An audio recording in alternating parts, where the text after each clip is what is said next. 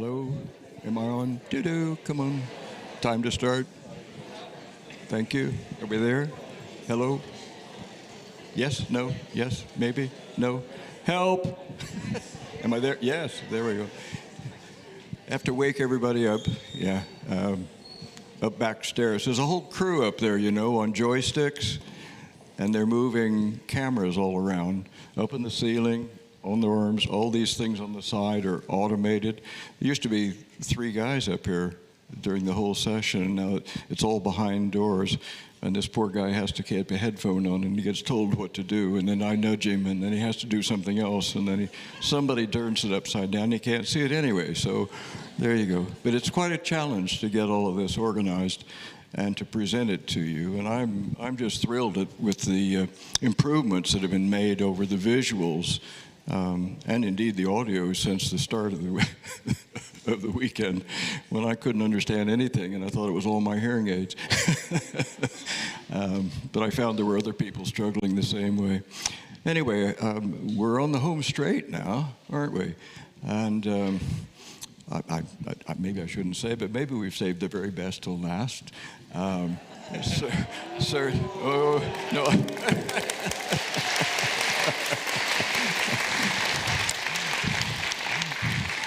I'm only a teeny bit biased, just a teeny bit biased. But Doug and Hannah, what are you going to do now to pass out, to try to summarize all your years of experience in 45 minutes? Right. Starting now. Okay, so I think the plan is... Doug's been making this big pot over the weekend. We're going to slip panels of it rather than the whole thing, because it's not quite dry enough to cope with having a complete layer of slip-on. So we're going to slip panels of that, and then I'm going to decorate it. Meanwhile, I'm going to... This is one of the slabs I decorated in the first demo. I'm going to show you how to put it over one of those and trim it up, and it will become one of these, which was also one that I did in the first thing, which is going to do a big reveal in a minute. And then if there's time... We've got a song and dance routine that we've been working on. If there's time, I'm going to try and decorate this jug using the wet sgraffito technique, so drawing through the slip, and going to try and get a handle on that and show you a little bit about sticking the bits on that I stick on. And that's probably it. That's probably it, I think, yes. But we'll see. We might not get it all done, because we're going to do it like this. Make it last, savor the moment. So that's it, I think, isn't it? So we better begin by... Slipping this, yes, okay. Do you want to do that? Oh, do you want some help, don't you? Well, I could do some help. Yeah, okay. Right. Put that down. Hello. Time to call us.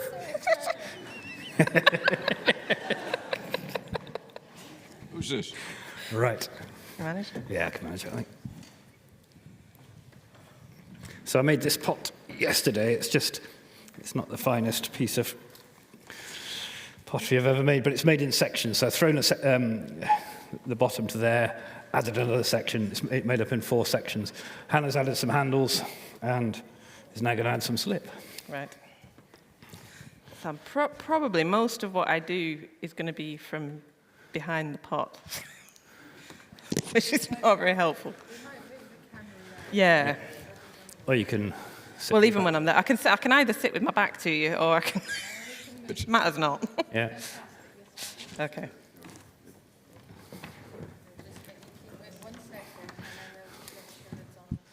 Oh right. Okay. Oh.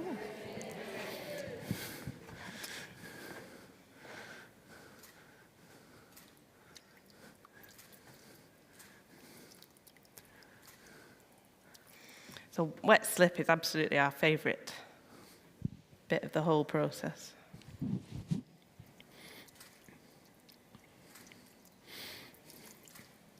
While Hannah's pouring that on, as we're in a hurry, I'll show you this, which is one of the things that one of these slabs that I put on in the first demo.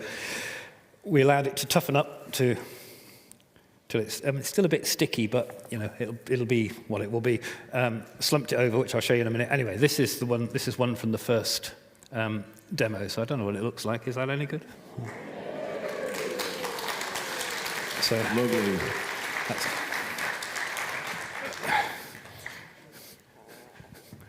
groovy.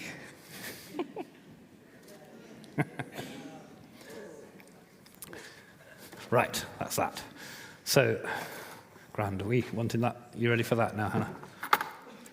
You ready for that, yeah? Sorry? Do you want this moved, yeah? Yeah. Okay.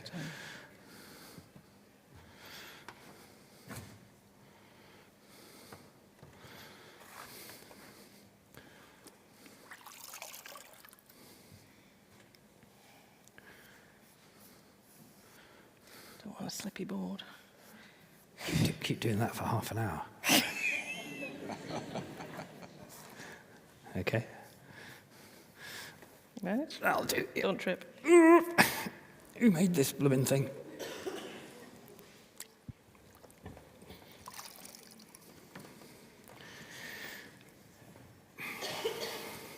There you go. Right. Yeesh. Right? Yep. Could do with this out of the way, this one, really. Oh, we have a question? Oh, my knees. Oh, blimey. Oh, God.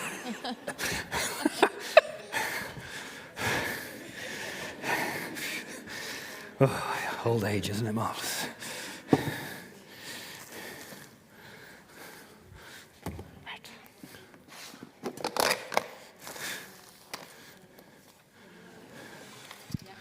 Okay.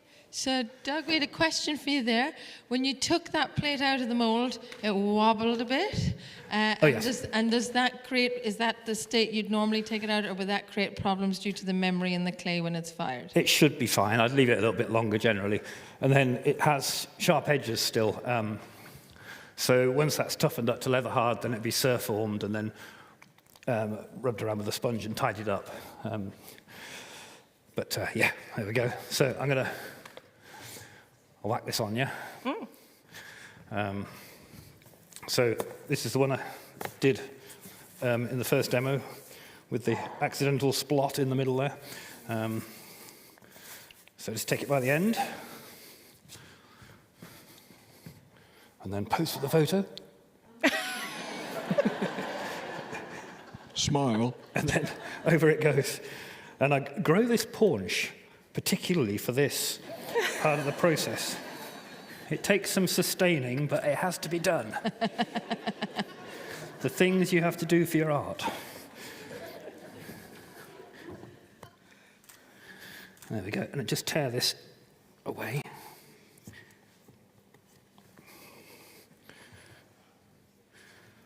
Right. I should just say, while I'm doing this, how brilliant it's been to meet everybody and what a great time we've had. I've been terrified for weeks about coming here. And ever since Hannah filled the forms and then told me we were coming, I've been brilliant to live with. The grief I have had. And So- Doug, you did it, when did you do it, 12 years ago? Yeah.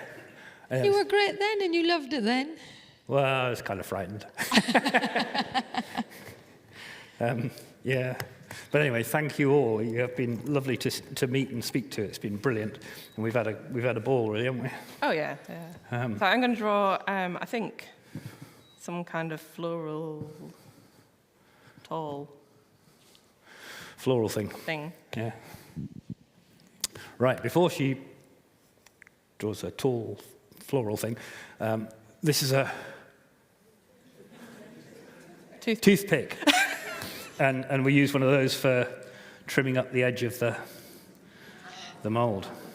It's worth getting the more expensive ones because the It real is. cheapy ones snap in no time. Yeah, and you can use them for your teeth afterwards as well. So it's getting good use out of them, as we're talking about sustainability, you know.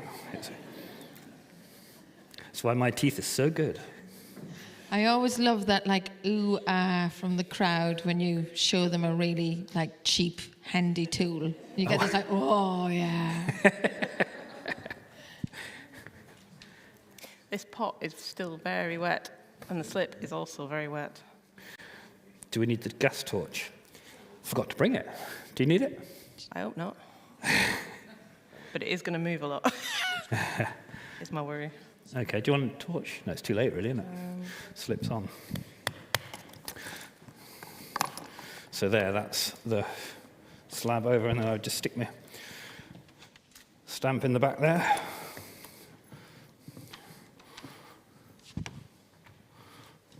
There we go. And then all these scraps will just go back into the reclaim. Grand. A member of the audience was saying the turntable would go down, but is it? It won't. No, it's at the lowest. It's at its lowest point at the minute. But you're comfortable as you are. I'll manage. You're perfect. But it is. I mean, if any of you use turntables a lot, this is absolutely brilliant. It's really strong, and it'll go quite high. But yeah, it's been a great tool, and it's from. I bought it from Tom Knowles Jackson, off the throwdown guy, who's now making pots for a living. Brilliant stuff. He makes those amazing wheels as well, doesn't he? Yeah. All beautifully engineered. Right, what am I doing next? That. Yes, that. Yeah.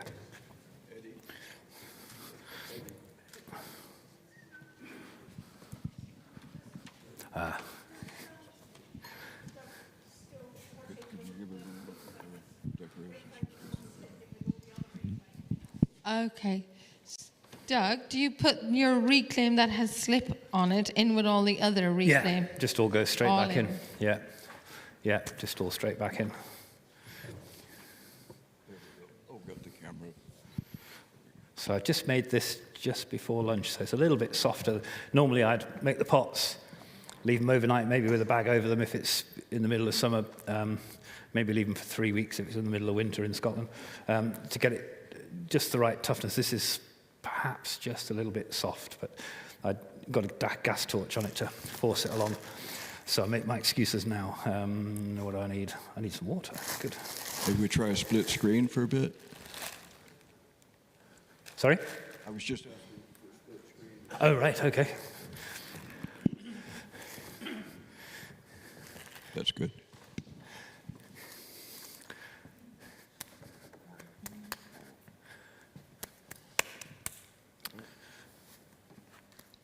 It's always difficult when you're demonstrating and you want to face the audience, but what you're doing is with its back to the audience. So this is great. This is the best of both worlds, where the cameras are above and You beyond. could sit the other way around and I get your pretty face.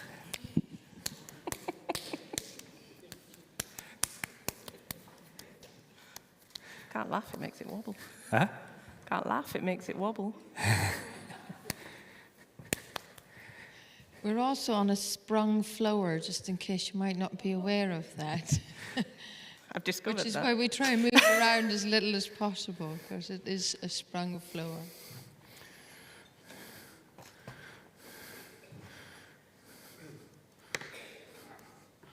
Right.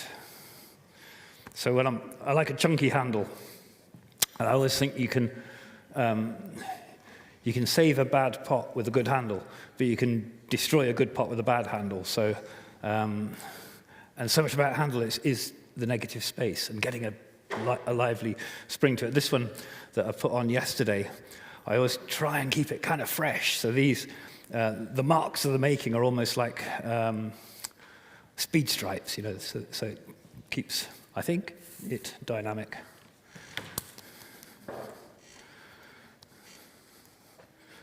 So I start off with a kind of Neolithic thing.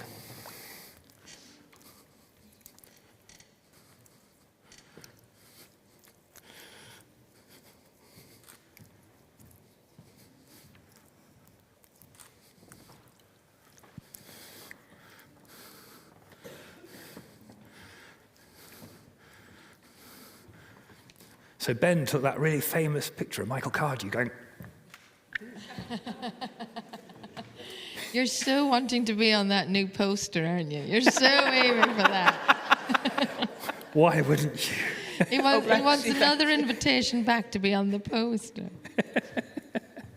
Right, there we go. That's kind of the sort of chunky handle. And I always have the pot there in front of me so I can see, you know, what I'm looking to do. And I don't have a bit of board, so I'll just slap it onto there. And then simply just by cutting my thumb through, end up with that. Grand. allow that to, ooh, didn't bring a towel. Did we bring a towel? Didn't bring a towel. Ben's got a clean shirt. Yes. He's away home. Right, good.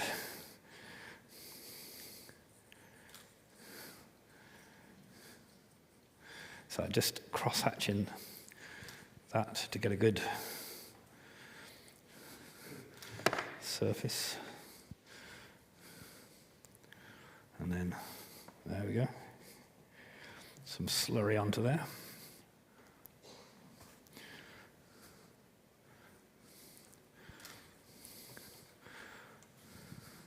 Nothing's quite the right Question height, here? is it? What's your question?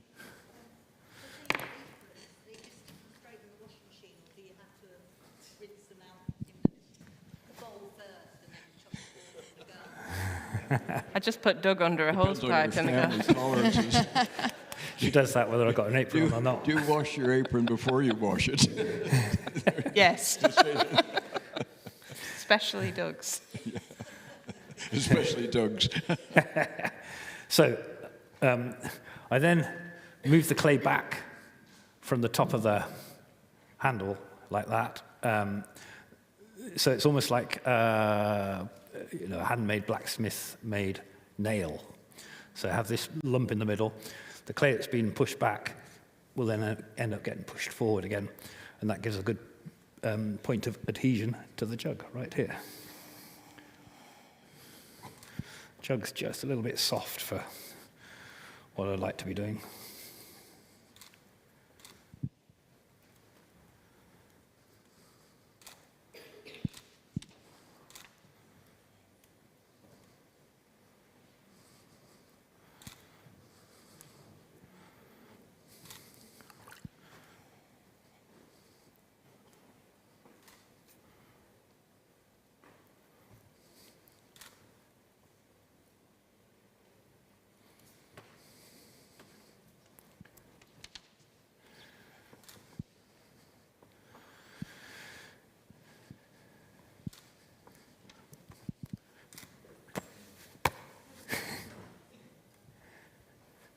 Oh, did you need a clean sponge? Sorry. Let's work that in. Sorry, I'm giving you the runaround here, aren't I?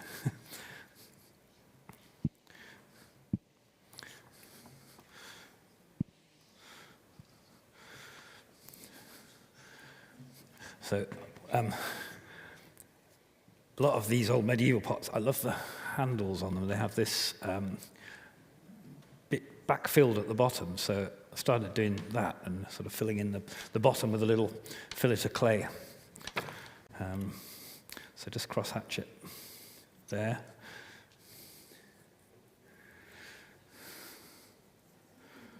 And then I would get some scuddy gunge out my wheel tray, which is all the way out there. So I'll have to hope that I can dig down. Ooh, shopping trolley. What you found? What you need, Doug? Oh, bike. What you need? Sorry, I've got some here. Okay. Gunge, I need some gunge. Gunge. Yeah, I need some gunge. Slap it into there to fill that gap up. And that is that. And then, what did I do with my sticky gungy clay? Here, there we go, thank you. And then I've got some clay that I've softened a little bit earlier on.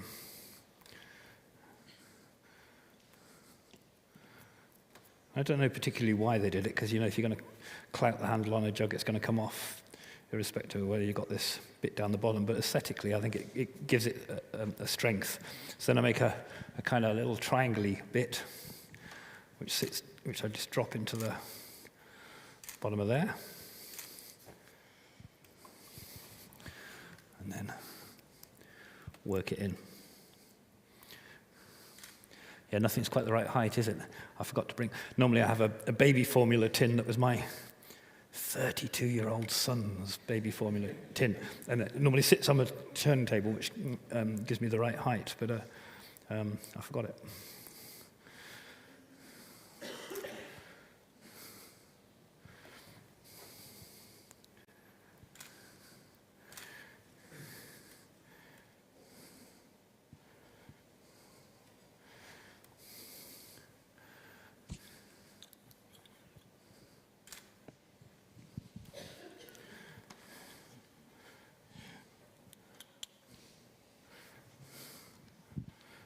There's a real organic feel about a pulled handle, Doug. Do you ever extrude handles for multiples? No, it's always, always Always, okay. always pulled, yeah.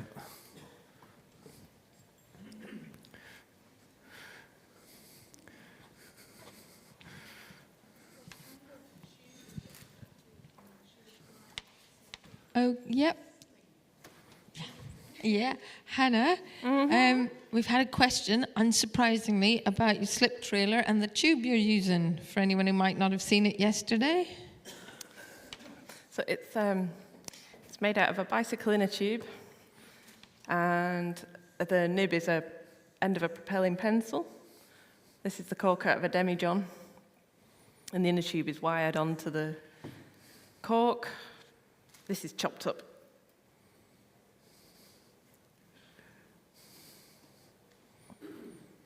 So it's sawn off and had all its insides taken out. And they just fit nicely. And then a clip on the other end, so you can, as it empties out, you can unroll it, roll it further down so you're not trapping loads of air in the end.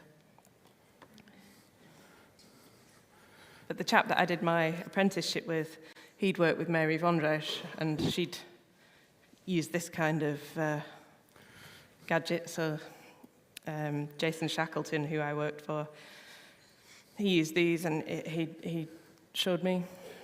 So, yeah. We've had some really lovely stories over the weekend about how people came to clay. Mm-hmm. How did you come to clay, Doug? Well, it was. I was on an art foundation course in Northamptonshire, and I'd gone there wanting to be a painter. And the course was kind of very graphic design based, and I didn't really fit in. Then I got more and more fed up with it, and I got more and more disillusioned. Yeah, I was about 18, but immature, and didn't really have any great focus. And then I was doing ceramics as part of the foundation course, and just loved it. And the tutor showed me the wheel. And I was determined to master it. It just seemed magic, especially when you put glazes on and they came out looking completely different. And I made that. So that was it, really. I got the bug then. But really, it was a trip to Winchcombe Pottery, and Eddie Hopkins, bless him, he was a great character, and we went to Royal Worcester. It was just a college trip. We went to Royal Worcester in the morning, which I just thought, God, I couldn't want to work in there. And you had to have an A-level art to paint little bits of gold on things, and I just thought, what a waste of creative skill. And then in the afternoon, we went to Winchcombe, which, by contrast, was proper wholemeal, earthy pottery. And Eddie was so entertaining, and he just threw this jug, and I was mesmerized. And really, that was what made me think, yeah, I want to be a potter. That's what I want to do. And then, went off to Derby College, which was the most brilliant course. And that was that, really. And then made pots ever since. So that's, I've made pots for 42 years now, which is scary. I should be better at it, but yeah, it's scary, really. Time flies. Like, another 42 might be getting there.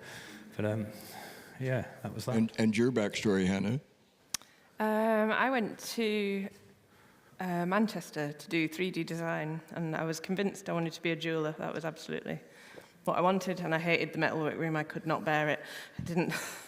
I couldn't stand the squealy noise. There were too many people. I wasn't kind of bold enough to fight my way to the bits of equipment. And so I escaped to the ceramics department, which was calm and quiet and huge big windows, lots of light. And Alex McCurlin was my tutor and changed my life. And he's passionate about everything clay, and it was catching, really. Yep, so I've said it before, but it is all his fault. Yeah. Alex is an amazing man. I don't know if any of you saw our slide presentation thing. Alex featured in that, and he, he's brilliant, isn't he? Really, I kind of knew him independently of Hannah, so I didn't know him through his teaching work, but I knew him through his film work. and through the fact that he came and helped build me a straight chimney on the kiln, because he's, very practical, handy bloke, as well as a great academic and intellect. What was your question? I'm very patient. There seems to be a lot of variation in consistency of slip that's crucial to how these things are decorated. How do you control your slip moisture content, and what's the secret? Practice, really. It's all we do occasionally measure the pint weight of things, but generally it's by eye, and with the trailing slips, keeping them smooth, keeping them sieved, so that they're going to flow smoothly. But yeah, it's practice. And yeah, I haven't got an exact. That's really helpful. Sorry. I remember an American potter telling me that he was watching the Koreans mix up glazes, these vast tubs of things, and the hammer mills grinding up the materials, and he wanted to know the weight of how much water the glaze the old potters knew to add to the glaze, and they looked at him like he was daft. How do you know? He said, well, it goes it doesn't go and it's experience, isn't it, and getting to grips with exactly what the materials will do for you. I think that's the potter's thing, and with any of it, it's kind of an intuitive understanding of your materials, isn't it? That only comes by doing a lot of it, really. The question there, Jim? Oh, sorry. Is this the same slip that they used yesterday on the horizontal surface? Do they use a different one for this, or does it have to be drier than it is on the horizontal surface? Okay. Is this the same slip that you were using yesterday on flat surfaces?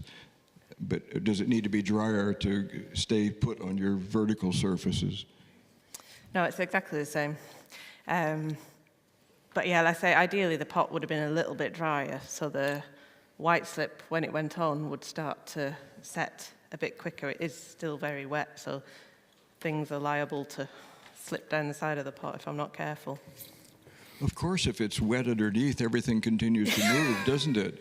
So it's the pot dryness that affects everything else on top. Yeah. It's obvious when you say it, isn't it? It is. Yeah. Do you have to do like it seems it might be more important that the white slip is drier on the vertical than it is on horizontal? So it's more important to have the white slip drying out so that things don't shift too much? Or does it make that much difference? More important to have the pot slightly drier rather than the slip itself. Oh, okay. So it takes I would water say. out of the slip. Yeah. Yeah. Yep, question there? If the pot is wet and you only did the slip in 3 areas, do you ever make it normally because it's very nice? So the question is, because the pot is wet and you've only put your slip in 3 areas, do you make them like that normally because it's very nice?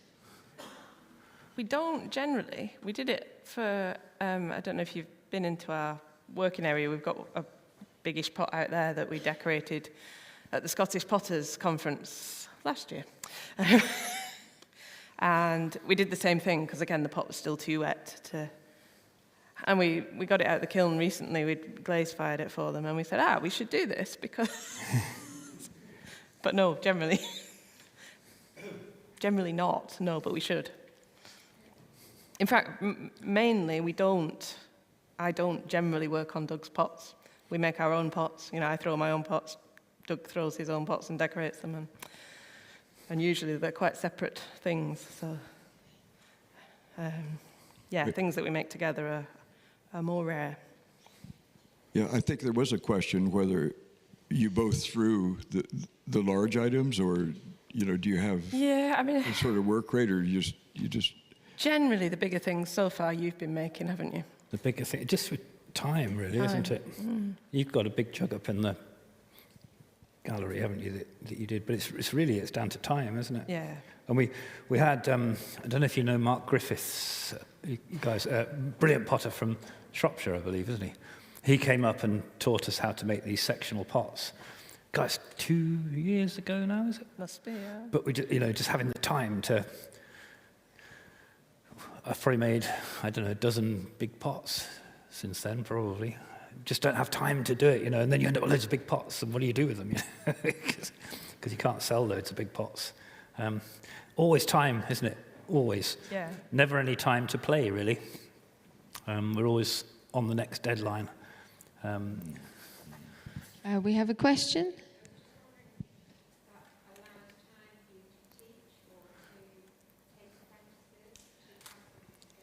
Oh yes. So, does your kind of busy workload allow you any time to teach or take on apprentices to pass on your skills? We rarely teach classes and things, and we talk lots about having an apprentice because me being an apprentice, I wouldn't be making pots now if I hadn't done that, and it is so important to pass these things on. But we have recently been mentoring a young woman called Lorna Phillips, who you should probably look out. I think she's going to be great. She came to us as a schoolgirl through a scheme that our local arts organisation runs called Modern Makers. And they put school kids into workshops with makers of all different sorts, different theme every year. And they came to us for about 6 or 7 months, 2 days a week. Brilliant scheme. And then she went away to uni, did fine art, but found a potter's wheel, made pots, got in trouble. And eventually, after various residencies and things, she's come back to Dumfries and Galloway and she's making pots now. That's her job. And so we've been mentoring her through another scheme run by the same people called Emerge, which is another fantastic scheme. So they pay for us, our time, to help Lorna, and she gets a bursary for doing the Open Studios event, and she gets a grant for go and see exhibitions and various things. In fact, I think she was a student helper here last time. But amazing, if you're in Dumfries and Galloway, it's a fantastic scheme. And she's brilliant, Lorna, isn't she? And Lorna's brilliant, yeah. She's completely, she's completely focused, which you have to be. I think especially making kind of brown pots, because they're hard to sell very often. I don't know whether they're more difficult to sell than others, but yeah, she's completely focused on it, isn't she, and determined. So yeah, Lorna Phillips. I don't know she's on Instagram, isn't she? And yeah. That sort of feeds into the adopt a potter notion, doesn't it, in a way? Yeah. That providing the passing on of skills. Part of the problem that we have is that we don't have like a standard wear range or anything, do we? So kind of Hannah makes her very, pots that are very definitely hers, and I make my pots that are very definitely mine. So with Lorna, we helped her realize her own thing, which has been great, hasn't it, really? And really, we're very proud of her, actually, aren't we? You say you don't have a standard range? Not really. I mean, just our own individual. We don't have, like I make a batch of mugs in my way, Hannah will make a batch of mugs in her way. So to teach somebody else, they'd be kind of making, I don't know. But I mean, you're looking at medieval handbooks. Well, yes. And that's as standard as it gets. Well, that is the standard, isn't it? Yeah. Yeah. I guess we don't have a production line, a production wear as such, So it's hard to sit somebody down and say, well, make 50 of these. We've got no way of then selling those things, have we? Because we only really do selected shows, so taking somebody else's work to selected shows, difficult. Just under 10 minutes left, guys. All right, okay. So what I'm doing here is a lot of my pots I divide them up into 8s very often. Mainly because I've got boards with 4 corners, so it's easy to work off those 4 corners. And I might decorate them with little pellets of clay, just rolled up little balls of clay that are then smeared down. Or I make a lot of these little stamp things, just little clay stamps, which I use for putting sprigs and things on. You don't measure out your pellets to within 0.3 of a gram like Rich, do you? I measure very Sits little. there at night measuring them out. Well, I know how many. I do know how many pellets go into some jugs. No? So I start some and then wish I'd never started them. Really. Yeah. On a slightly different tack, the pair of you, are incredibly successful, popular, and outstanding in what you do. How do you divide your times up between, say, marketing? Between what? Sorry. Marketing. Marketing. Yourself and getting out there and making things move for you, because I see your adverts a lot. And Yeah, we have the inside cover of Ceramic Review every issue, and well, I think we're doing an annual online exhibition, and in October, and we took out an ad with Ceramic Review. And we were going to have a half page, I think, which was a big deal for us. But then the person who had the inside cover pulled out. So they offered us for the same price, that issue. So we took it, and then we went, we're not giving that up. So it cost us a fortune. But I think it's been a really useful thing. It forces us to keep our work documented, doesn't it? We have a brilliant photographer, a guy called Shannon Tofts, who comes over from Edinburgh, and that's key to it. Really good photography. We really don't do our own photography at all. But we have social media. Hannah does the Instagram, and that all goes onto Facebook and stuff. But we don't have a plan, do we? We don't have a plan. No, for anything really. We just muddle our way through. We could be a lot more on it with time, isn't it? It's time. Well, this is it. If there's time, I'll post a post, and if there isn't, I won't. And it's that.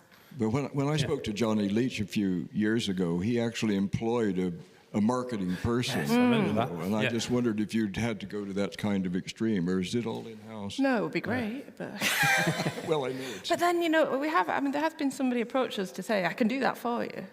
But then actually, you end up having to tell them what you want written, by which point I might as well have just written it and... Yeah.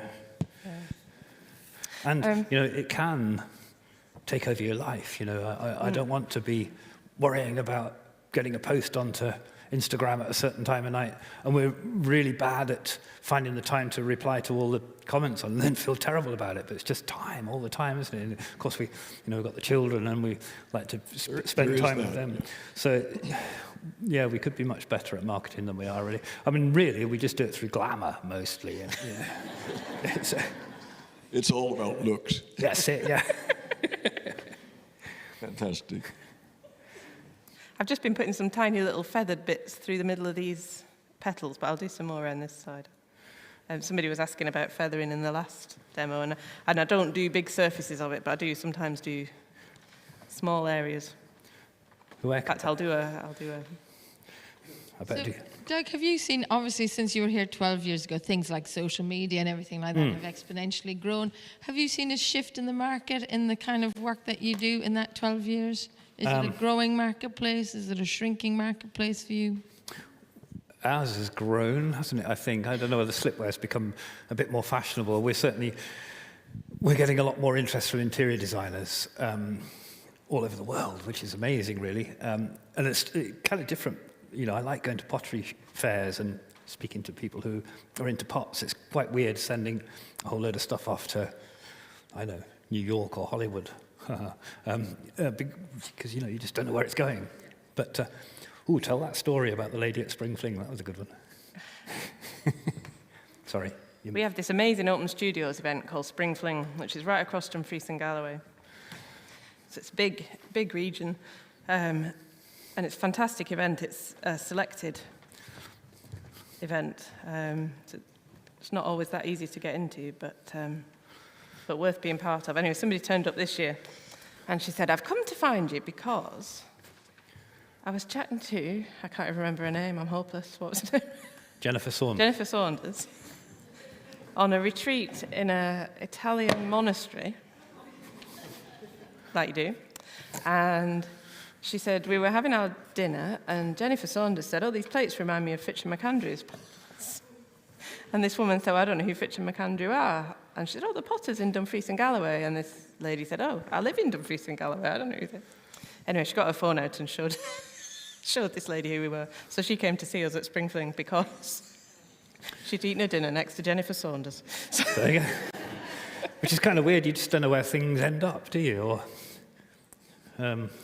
yeah, with the king. There we go. I'm going to be right behind you here, making a mess, I'm afraid, because I've got to do this in a hurry. I'm going to try and get some... Ooh, this bucket's not big enough. Oh, yeah. Nearly swore loudly, they're not on me. Yeah, I don't Pip, know. tell you off. Fred's got a question. Yeah. Oh, Fred's got a question.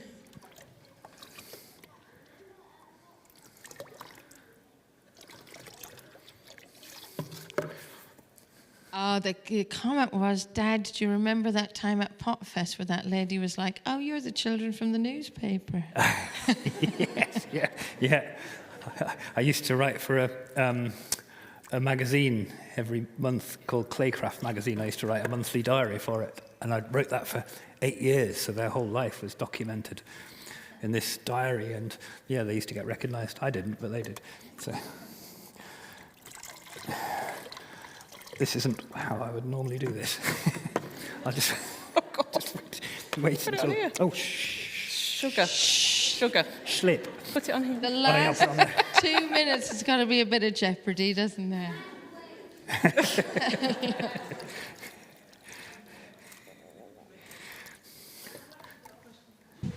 Oh, yes. Do you have good birthday cakes, kids?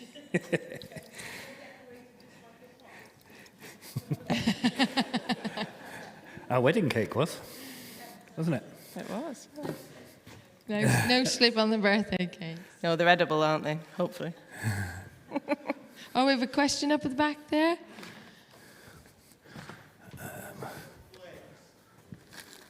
Which clay? Glaze. What are your glaze recipes? We You use... mix your own. Sorry. We use as near to the traditional materials as we can without killing people, basically. That's, we use a frittered lead glaze, but it's a food-safe one, it's tested. Lead sesquisilicate, which gives us the nearest sheen to the old galena glazes that they used to use in the potteries, the country potteries, like the old North Devon harvest jugs were glazed with galena. So, we can't have very long left, have we? We are actually out of time. Oh, can't do that then. What were you going to do? This will take me 20 seconds. Go on, of course. Right, of course. okay, here we go. You've seen it all before. Here we go. Oh, yeah, Oh, wait wait. for the camera, wait for the camera. Wait. There we go. Okay. So wait. I slipped this. Okay. I'm going to draw, I don't know, what should I do? Dandelion, something like that. So, yeah, right. Sorry about this. People have got trains to catch. Normally I'd put a black slip on first before doing this. Right, okay, everything's at the wrong height.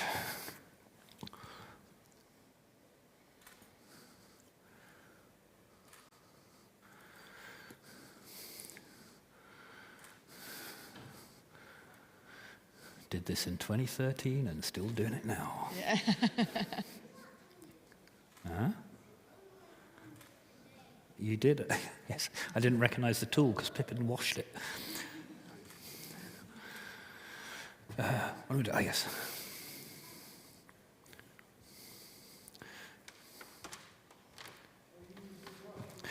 It's a little rubber-tipped kind of stylus thing. And I'm just pushing the slip around with it, really. So as the slip cuts through, you get this lovely line where the slip's displaced. Tis delicious in that wet slip, this is. We call it the potter's privilege, don't we? We couldn't have a process where we didn't have slip in it, could we really? No, it is amazing stuff. Messy, but beautiful. gravity's pulling down and adding so much to it, isn't it, when it's fluid? Yeah. Yeah. Yeah, it's fabulous stuff.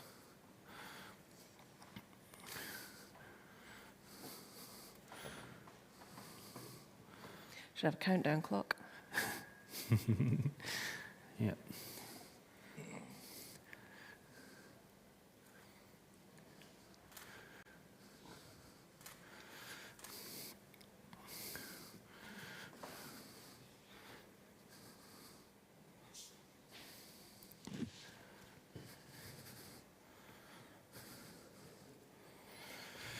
Nearly there. You can all go home.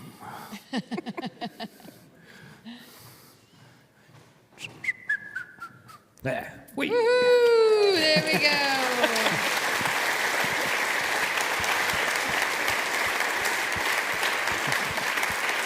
The final stroke of ICF 2025. Thank you so much, Hannah and Doug. That was Thank you. fab. And Thank you, everybody. Thank you, everybody. We will be back here.